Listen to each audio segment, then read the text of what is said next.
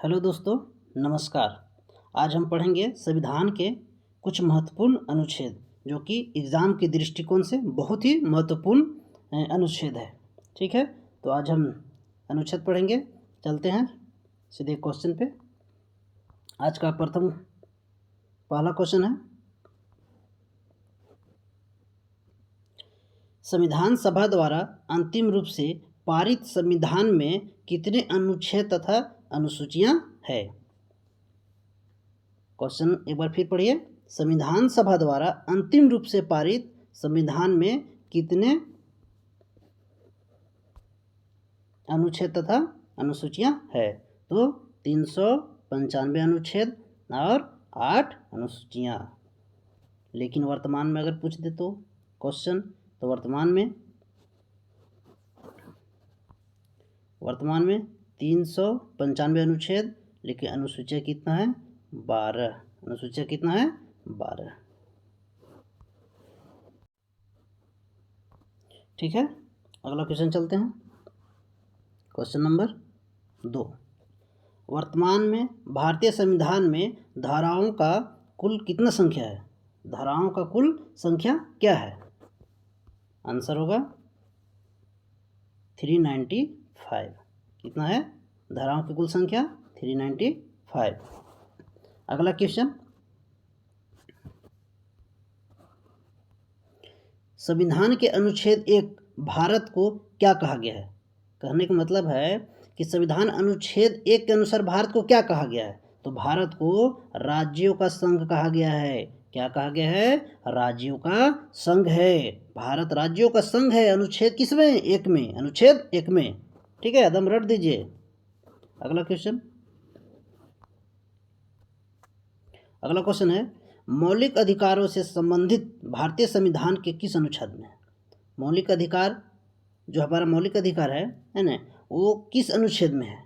तो मौलिक अधिकार हमारा अनुच्छेद 12 से 35 तक। बहुत ही महत्वपूर्ण क्वेश्चन है ये। यूपीपीएससी में पूछा है। यूपीपीएससी में 2015 में है क्वेश्चन। कब पूछा गया है, यूपीपीएससी में 2015 ये क्वेश्चन आया हुआ है। ठीक है, अगला क्वेश्चन, भारतीय संविधान के कौन सा अनुच्छेद राष्ट्रपति के पद के लिए पुनः निर्वाचन की योग्यताएं निर्धारित करता है।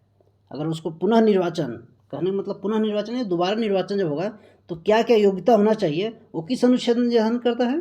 तो वो अनुच्छेद 57 में निर्धारण करता है। किस अनुच्छेद में, 57 में। ठीक है, ये भी क्वेश्चन CGPSC 2012 में पूछा गया है। अगला क्वेश्चन, और यहाँ लिखा हुआ, इसको भी थोड़ा सा ध्यान देते जाइए, है ना। बस ऊपर घंटा है, वीडियो जहाँ चल रहा है उसके नीचे घंटा है, बस उसको थोड़ा दबा दीजिए, है ना। अगला क्वेश्चन,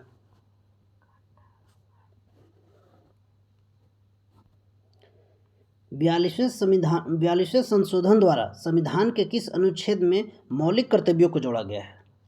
तो ये 42वां संविधान संशोधन हुआ था, है ना, तो उसे मौलिक कर्तव्यों को जोड़ा गया था। तो किस अनुच्छेद में, तो अनुच्छेद 51A। कौन सा अनुच्छेद में, 51A में। ठीक है, अगला क्वेश्चन है, भारतीय संविधान का कौन सा अनुच्छेद में प्रेस की स्वतंत्रता है। ठीक है, प्रेस आप तो समझ रहे हैं, आयरन मारे वाला प्रेस नहीं जी, है ना। तो प्रेस की स्वतंत्रता है किस अनुच्छेद में, अनुच्छेद 99 में, 19I में। कौन सा अनुच्छेद, 19I में। ठीक है, याद हो रहा है ना, कमेंट कीजिए। अगला क्वेश्चन, भारतीय संविधान के कौन सा अनुच्छेद में भारत के राष्ट्रपति महाभियोग का प्रावधान के बारे में उल्लेख है। क्वेश्चन बहुत जबरदस्त है। इसमें जबरदस्त क्यों हुआ, क्योंकि इसमें महाभियोग का उल्लेख आ गया है ना। तो महाभियोग लगाकर हम राष्ट्रपति को भी हटा सकते हैं जी। सुन लीजिए, महाभियोग ऐसा चीज़ है ना। तो भारतीय संविधान के कौन सा अनुच्छेद में भारत के राष्ट्रपति महाभियोग के प्रावधानों के बारे में उल्लेख है।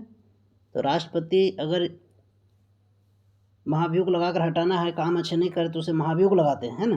तो उनके लिए डेंजर चीज़ है। कौन सा, अनुच्छेद 61।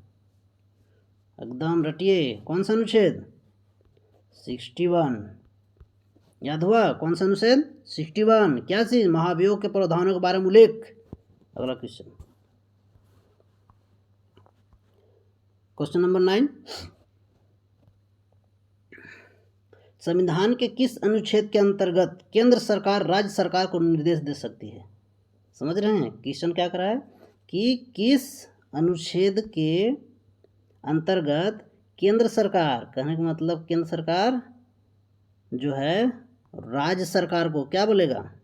निर्देश देगा। अभी निर्देश दे रहे हैं ना, पश्चिम बंगाल के बारे में तो आप लोग भली भांति जान रहे होंगे। हमें केंद्र सरकार से ममता दीदी को बार बार निर्देश दिया जा रहा है, लेकिन दीदी दीदी है भैया, कौन इसको रोक सकता है ना। अगला क्वेश्चन, किस अनुच्छेद में यह प्रावधान किया गया है कि संघ की राज भाषा हिंदी और लिपि देवनागरी होना चाहिए?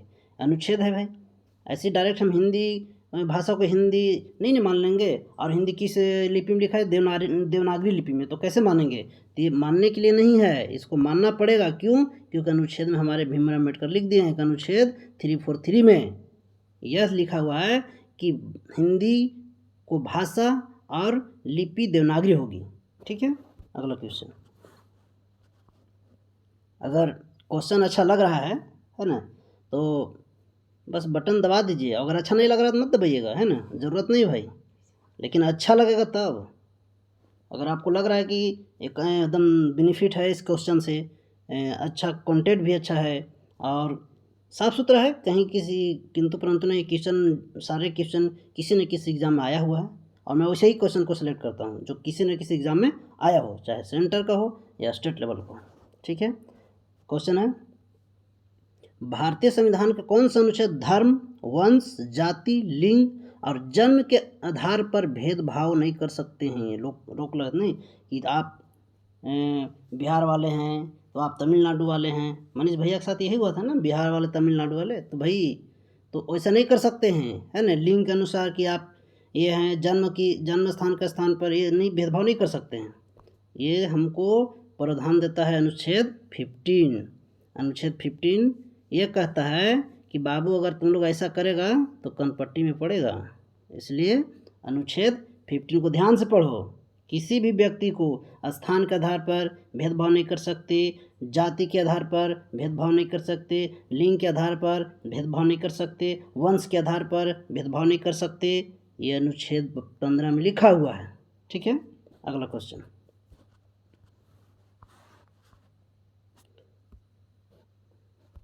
भारतीय संविधान का कौन सा अनुच्छेद का उपयोग अभी तक नहीं हुआ? देखिए, तो आप लाजवाब क्वेश्चन है, लॉलीपॉप है। लॉलीपॉप के साथ साथ महत्वपूर्ण भी है, ध्यान दीजिएगा। तो भारतीय संविधान कौन सा अनुच्छेद ऐसा है जो इसका उपयोग अभी तक हुआ ही नहीं है? संविधान में लिखा हुआ है लेकिन इसका उपयोग अभी तक हुआ नहीं है। क्यों? 360 है, क्यों नहीं हुआ है भाई? 360 में है क्या कि नहीं हुआ? तो 360 में क्या है? तो भारत के राष्ट्रपति को इतना अधिकार है क्या कि वित्तीय आपातकाल का घोषणा कर सकते हैं। कौन? भारत के राष्ट्रपति।